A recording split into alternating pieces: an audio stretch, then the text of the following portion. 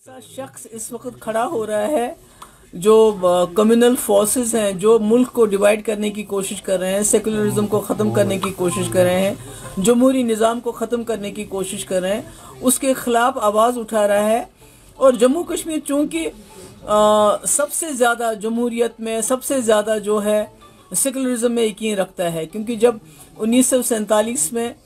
पूरे हिंदुस्तान और पाकिस्तान में जो है हिंदू मुसलमान मारे जा रहे थे, तो उस वक्त कश्मीर वाहिद एक जगह थी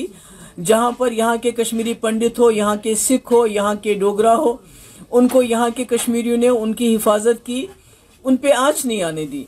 तो तभी गांधी जी ने कहा था कि मुझे कश्मीर से एक रोशनी की किरण नजर आ रही है। तो अब जब मुल्क में सेकुलरिज्म खत्म करने की कोशिश की जा रही है, तो उसका सबसे ज्यादा नुकसान जो है वो हम जम्मू कश्मीर के लोगों को भुगतना पड़ रहा है। जैसा आपने देखा 2019 के बाद हम वाहिद मुस्लिम मेजॉरिटी स्टेट होने के बावजूद हमने हिंदुस्तान के साथ इल्हाक किया, इसलिए क्योंकि वो एक सेकुलर मुल्क था, क्योंकि वो एक डेमोक्रेटिक मुल्क बना जिसके लिए गांधी जी ने अपनी जान दी। तो आज मुझे लगता है जम्मू कश्मीर का, यहाँ हम लोगों का ये फर्ज बनता है कि अगर एक शख्स निकला है इस वक्त इस मुल्क की जमहूरियत को बचाने के लिए, इस मुल्क के सेकुलरिज्म को बचाने के लिए, हिंदुस्तान की गंगा जमुना तहजीब को बचाने के लिए, ऐसे में हमारा उसके साथ खड़ा होना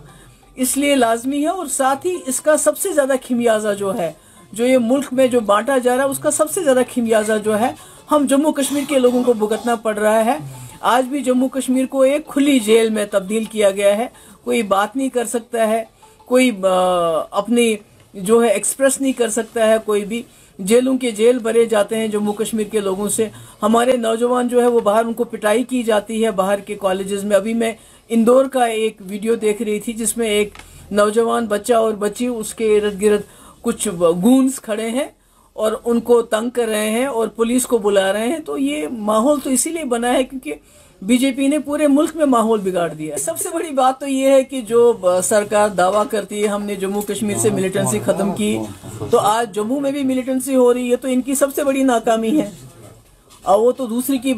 बात है, कोविड का बहाना करके, मिलिटेंसी का बहाना करके हो सकता है भारत जोड़ो यात्रा को ये रुकावट पैदा करनी पड़े। और सबसे बड़ा अफसोस तो ये है कि ये मिलिटेंसी जम्मू तक भी फैली है, ये मिलिटेंसी को कंट्रोल करने में पूरी तरह से नाकाम हो गए हैं।